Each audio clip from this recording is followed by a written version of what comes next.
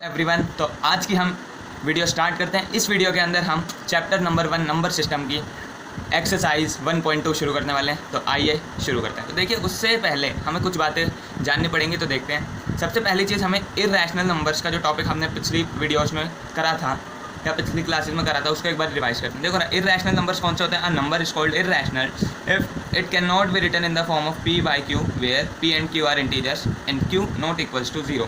ठीक है, यानी कि जहाँ पर p बाई क्यू की फॉर्म में ना लिखा जा सकता और जहाँ q 0 के इक्वल ना हो, अगर इस फॉर्म में किसी नंबर को नहीं लिखा जा सकता तो वो इर्रेशनल नंबर कहलाता है। जैसे कि एग्जांपल देखते हैं, पाई 0.01001, ये सारे इसके एग्जांपल्स हैं। √2, √3, √5 ये भी इसके एग्जांपल्स हैं। सारे रूट वाले नंबर्स नहीं हैं। जैसे कि √4 का अगर हम रूट करते हैं तो ये वैल्यू होती है 2 एक इर्रेशनल नंबर नहीं है। इसीलिए कुछ ही नंबर्स हैं जो रूट में हैं और इर्रेशनल भी हैं। ठीक है, जैसे कि √4 आपका रैशनल नंबर है। ठीक है फ्रेंड्स, आप समझ गए होंगे। तो आज के हम वीडियो में देखेंगे कि ये जो रूट वाले नंबर्स हैं इनको नंबर लाइन पे कैसे शो करते हैं। तो इसके लिए पहले आपको पता होना चाहिए कुछ बातें। तो हमारा टॉपिक है how to locate some irrational number on number line. ठीक है, तो देखते हैं। सबसे पहले ये इस चीज़ के लिए हमें नंबर लाइन की ज़रूरत पड़ती है। तो देखो, मैं अब आपको सभी को बताता हूँ नंबर लाइन। जस्ट एक मिनट। 0 1 2 3 4 -1 -2।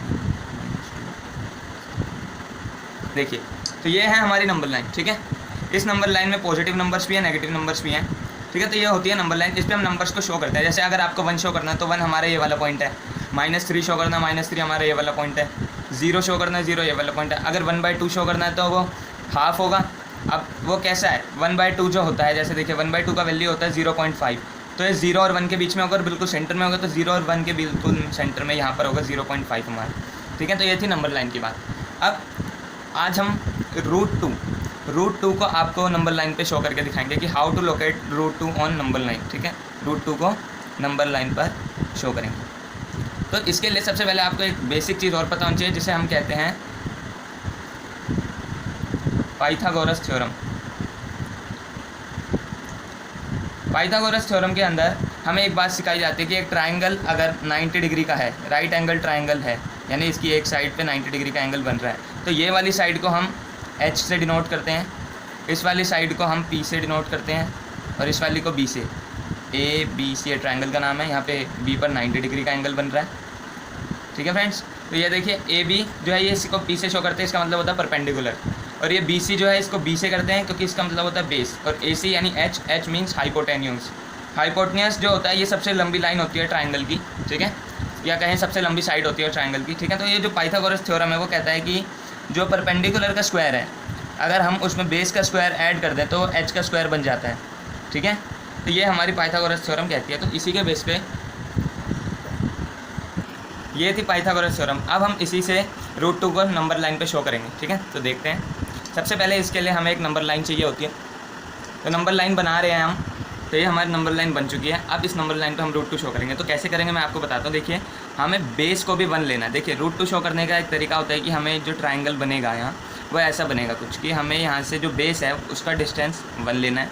अब वो कुछ भी हो सकता है, 1 सेंटीमीटर हो सकता है, 1 इंच हो सकता है। ठीक है, मगर सेम लेना सारे डिस्टेंस। तो ये होता है 1 और यहाँ पर भी 1 होता है। अब जैसे कि पाइथागोरस थ्योरम में है कि ये वाली साइड सबसे बड़ी होती है और इसे H कहते हैं। इसकी वैल्यू आती है P के स्क्वायर प्लस B के स्क्वायर से। तो P हमारे पास 1 है और B भी 1 है। तो यहाँ देखेंगे अगर आप, तो हम करें 1 का स्क्वायर प्लस में फिर से 1 का स्क्वायर, तो यहाँ पर हमारा H आएगा। ये हमारा P है, ये हमारा B है, ये P का स्क्वायर है प्लस में ये B का स्क्वायर है और यहाँ पर हमें H का स्क्वायर दिखाना है। ठीक है, तो यहाँ पर हमने इस फॉर्मूले का यूज़ करा है। अब देखते हैं। तो यहाँ पर H का स्क्वायर जो आएगा वो आएगा, देखो 1 का स्क्वायर 1 होता है प्लस में फिर से 1 का स्क्वायर 1 होता है। तो इसका मतलब जो H का स्क्वायर है वो बनेगा 2 और फिर ये यहाँ पे स्क्वायर है वहाँ जाएगा तो रूट, तो ये बन जाएगा H = √2, यानी √2 हमारी ये वैल्यू आ जाएगी। यानी कि हमें यहाँ से 1 का डिस्टेंस है ना, यहाँ से 1 का, तो हमारा जो यहाँ से यहाँ वाला पॉइंट होगा, इस पॉइंट से हम यहाँ से मेजर करेंगे तो ये √2 आएगा। ठीक है, तो अब हम बनाते हैं। देखिए, यहाँ पर डिस्टेंस 1 है। तो देखिए, ये मैंने डिस्टेंस ले लिया है। यहाँ से यहाँ का डिस्टेंस 1 है, 0 से 1 और यहाँ से यहाँ तक का भी जो डिस्टेंस है ये भी 1 है। आपको थोड़ी प्रॉब्लम आ रही होगी ये डायग्राम देखने में, मगर देखते हैं, समझ आ जाएगा। तो ये 1 है और ये डिस्टेंस भी हमारा जो है ये भी हमारा 1 है। तो अब हम क्या करेंगे, यहाँ पर कंपास रखेंगे इस पॉइंट पे 0 पे और इस कंपास के लेंथ को वहाँ तक ले जाएंगे पॉइंट तक। तो यहाँ से इसको मेजर कर सकते हैं आप। यूँ कर, देखिए ये मेजर हो चुका है तो इतना परफेक्ट है। अब इसको यहाँ रखें और इससे बिल्कुल आर्क ड्रॉ करें यहाँ का। तो ये जो पॉइंट आपको मिला, ये वाला जो पॉइंट आपको मिला है, ये हमारा पॉइंट है √2, ये पॉइंट हमारा √2 है, ठीक है। तो यही आपका सोल्यूशन था। देखो ये जो पार्ट है, अगर हम इसे एक रफ स्केच भी बनाना चाहिए ताकि आपको ईजी हो जाए आगे फेयर सॉल्यूशन में। तो यहाँ पे हम पार्ट ले लेते हैं, इसे 0, इसे A और इसे B का नाम दे देते हैं। तो अगर मैं इस डायग्राम में दूँ तो ये 1 जो वाला जो पार्ट है इसे A ले लेते हैं और ये 0 है ये हमारा, और ये वाला जो पॉइंट है इस पॉइंट को मैंने नाम दिया है B, ठीक है। तो 0AB से ट्राइंगल बनाए, यहाँ पे 90 डिग्री यानी बिल्कुल एक परफेक्ट सीधी लाइन लेनी है और यहाँ से रख के आपको आर्क लगानी है तो आपका √2 बन जाएगा, ठीक है। ये क्वेश्चन हो चुका है। अब हम आगे बढ़ते हैं अपनी एक्सरसाइज 1.2 पर। तो चलिए शुरू करते हैं। तो देखिए पहला क्वेश्चन जो एक्सरसाइज का वो है फिर से ट्रू और फॉल्स। तो चलते हैं। पहला पॉइंट कहता है every irrational number is a real number. तो ये ट्रू है या फॉल्स है? तो इसका आंसर है ये ट्रू है।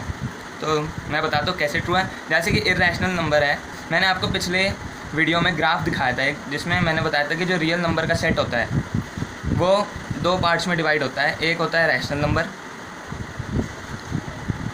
और दूसरा सेट जो होता है वो होता है हमारा इरेशनल नंबर का,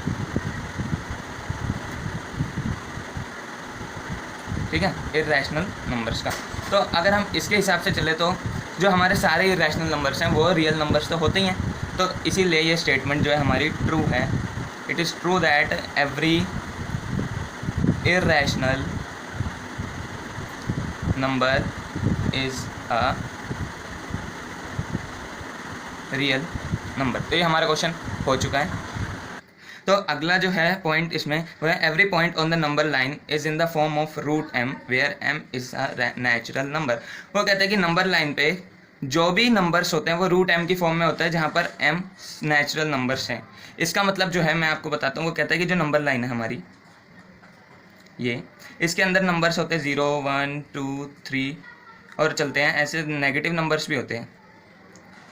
इस क्वेश्चन का कहना है कि जो √m है यानी हर नंबर √m की फॉर्म में है और m नेचुरली होता है, वो सारे नंबर इस पे होते हैं। अगर m नेचुरल है तो m की वैल्यू 1 से लेकर आगे जाएगी, तो यहाँ ना तो 0 आएगा, ना -1 आएगा, ना -2 आएगा।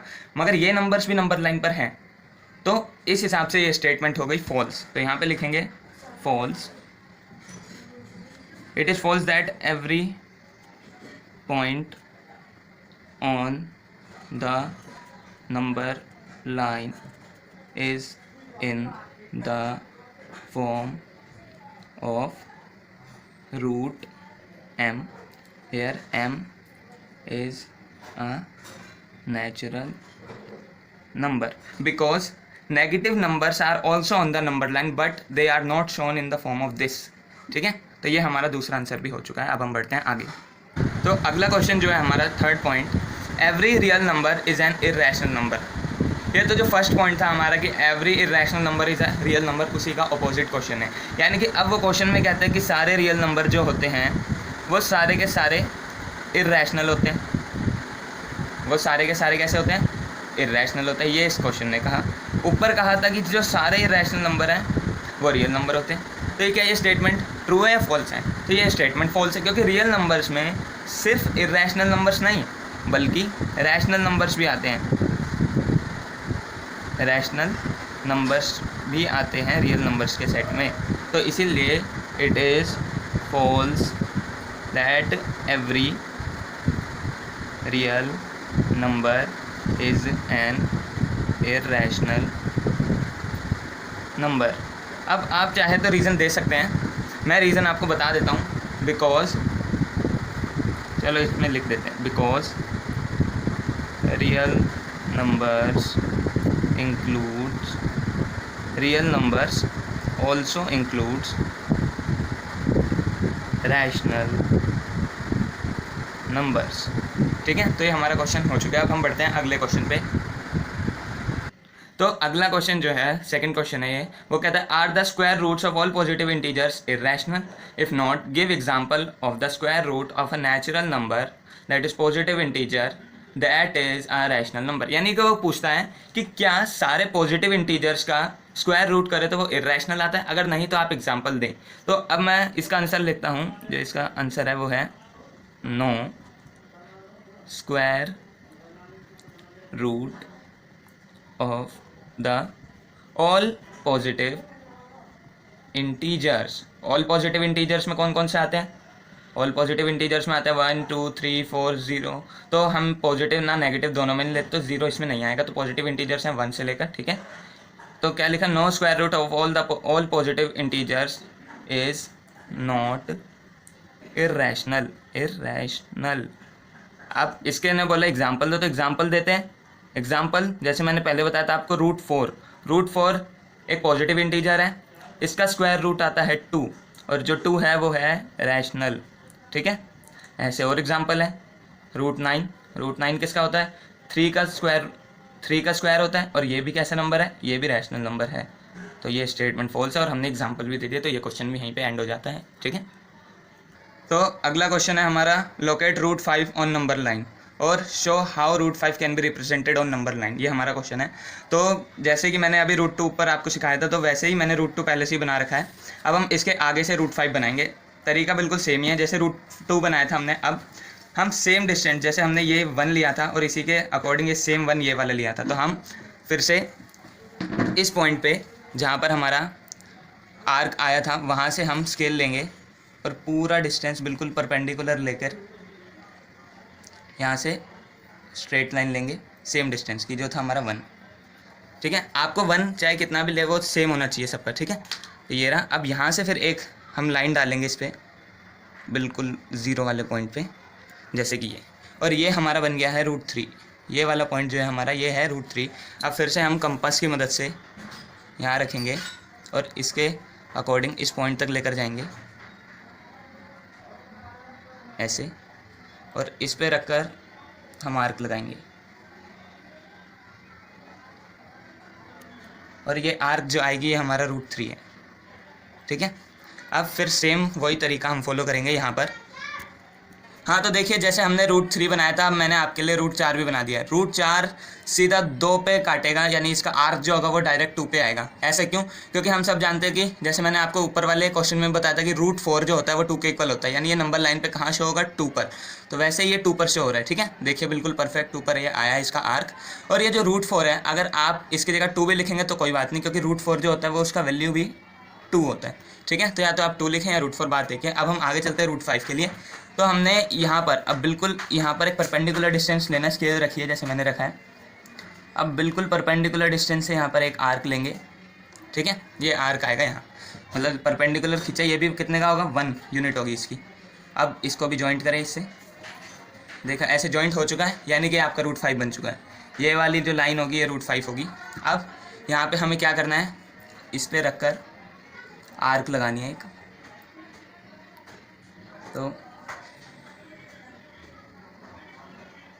ये हमारी आर्क आई यहाँ पर, ठीक है। तो अब ये जो आर्क है ये वाला पॉइंट यहाँ पर 2 के बाद है, और ये वाला पॉइंट हमारा रूट 5 आएगा। अगर आप यहाँ पर रूट 5 लेंगे तो ये हमारा रूट 5 है। अब मैं इसको प्लॉट कर देता हूँ पेन से। देखें ये जो हमारा, इसको हम लिख देते हैं P, और इसको लिखते हैं Q, इसको लिखते हैं R, और इसको S। जो पॉइंट P है, देखिए जो पॉइंट यहाँ पर हमारा P है वो शो करता है रूट 2 को, जो Q है वो शो करता है रूट 3 को, जो R है वो करता है रूट 4 को यानी कि 2 को, और जो S करता है वो करता है हमारे रूट 5 को, ठीक है। तो ये क्वेश्चन यहीं पे एंड होता है।